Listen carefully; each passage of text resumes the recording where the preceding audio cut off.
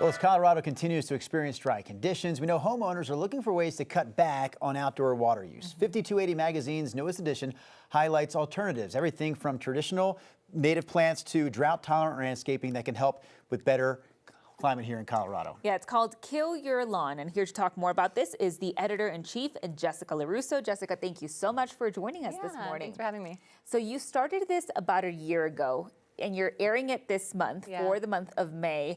You know, a year ago, I'm sure you didn't think that this was going to be the conditions that we are experiencing now. Yeah, absolutely. We had no idea it was going to be stage 2 drought and watering restrictions were going to be so top of mind for people. But, you know, the truth is, any year, Kentucky bluegrass just isn't really an appropriate plant for Colorado's climate, right?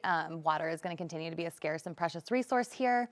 It grew, you know, it's from Europe. It's kind of this thirsty European import. It didn't evolve for our conditions. So, you know, really in any year, there are going to be better choices that are also a lot more interesting and fun. Let's continue to stomp on the Kentucky bluegrass.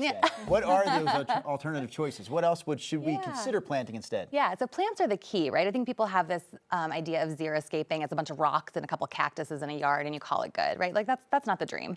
What we really wanted to show with this story is the potential of native plants. You can, you know, get stuff that flowers at all different times of year. It'll attract a lot of fun things to your yard. It's just a lot more interesting and uses less water than your Kentucky bluegrass. Sure. Would you be able to tell us what type of wildlife this native plant attracts? Yeah, so you know, you imagine instead of looking out your window at a flat green lawn, you're gonna see butterflies flitting around. You're gonna hear native bees humming.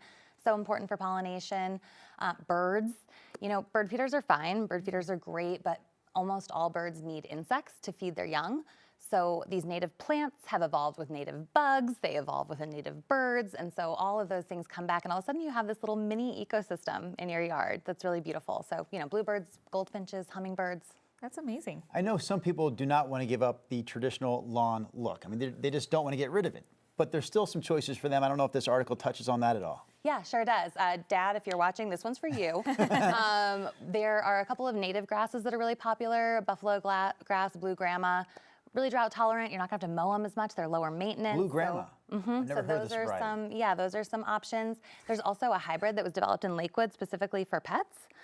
So it's really nice and soft on your dog's paws and it will hold up to being a potty. Yes, I was going to say that's what I figured it was for, like resistant, because my dog has ruined many lawns in the past. Yes, yeah. Yeah, they that go one's for you crazy. guys. Yeah, they have the zoomies afterwards. Yeah. So we know reducing outdoor water use as well sounds tough. What resources would you like to let folks know? Yeah, so this feature is packed with resources for turf removal. A lot of cities, municipalities are offering rebates and discounts right now for people to encourage people to do that. There's plant selection guides, but you know, I think the one thing I would emphasize is that you don't have to do your whole lawn, right? Like that can feel pretty daunting and it can be pretty expensive. So maybe you start with a side yard. Maybe you start with that hell strip, you know, that so many Denverites have between the sidewalk and the road.